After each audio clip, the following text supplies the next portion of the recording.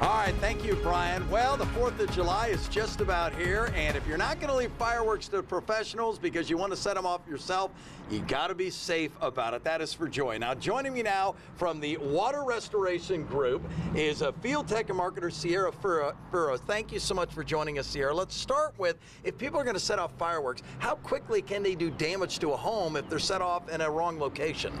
That can start really quickly, especially with dry areas. It'll start brush fires, any dry mulch, dry grass, or even dry leaves on your roof.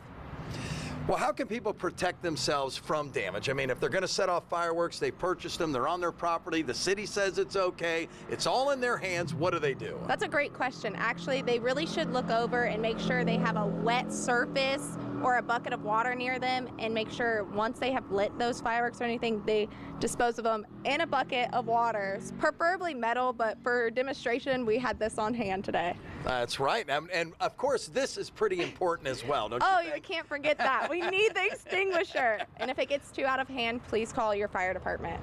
Now, what goes up must come down. People like, I mean, almost every firework, there are some ground fireworks, but a lot of them do go up in the air. Those are the most spectacular and the most fun ones, especially for those people who spend a lot of money for a pretty above average neighborhood fireworks show. What do they do to be safe in terms of things coming back down to earth? So we can't really predict of what's gonna go where, but our local fire departments do usually work hand in hand with fire shows, so they make precautions of surrounding areas of how far they can go out, but still there is still that risk factor. But again, we do take all the precautions when it comes to hand. And if you're doing it at home, like in a field or anything, make sure you're wetting it down, and make sure you also contact your local fire department and get over the guides of all that if you're wanting to set them off at home or something.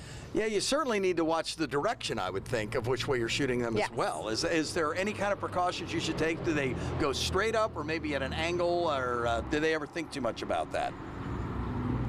I would say straight up. You should definitely point more straight up Yeah, than sideways.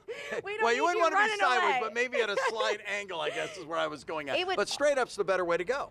Absolutely, but also definitely depending on where you're at, what location, and what your surrounding areas are. All right, Sierra, we're going to move over to what everyone's favorite is on the 4th of July, at least mine anyway, and that's what cooks our food at the barbecues. Let's talk about grill safety a little bit. What are some of the top tips you can give us? The top tips I can give, this is more of your tabletop one, but for most people, you do have the ones that are like the stand on their own. Make sure you're keeping them 10 feet away from siding, any fencing, or just beside the house, because that will melt your siding, and I'm sure no one wants a melted siding on the 4th of July. I actually know someone who did that once. I was at their barbecue, and they had already moved the grill by the time I got there, but he says, look at this he just did, and it was pretty bad. Did the size of the grills matter that much? If you were just using this one, would you have to worry as much, or really does it matter?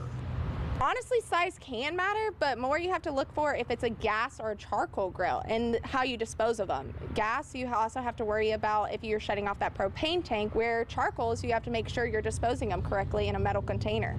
And that's what you talk about really with both fireworks and the charcoal, is putting them away when they're all finished in a safe way to do it. Correct. All right. Well, thank you so much for joining us this afternoon. Hope you have a wonderful 4th of July. And remember, keep safety first. Is there any last tips that you want to throw out there that maybe people should know heading into their 4th of July celebration, especially if they involve fireworks? Between fireworks and grill safety, make sure we know the 4th of July also comes with a lot of drinking. There's always the fun encouragement of that. There's also kids involved, so just make sure you're being responsible. There's always an adult around fireworks or grill safety, and if anything gets out of hand, please call 911, your safety department, and then if it's real bad damage, make sure to call United Water.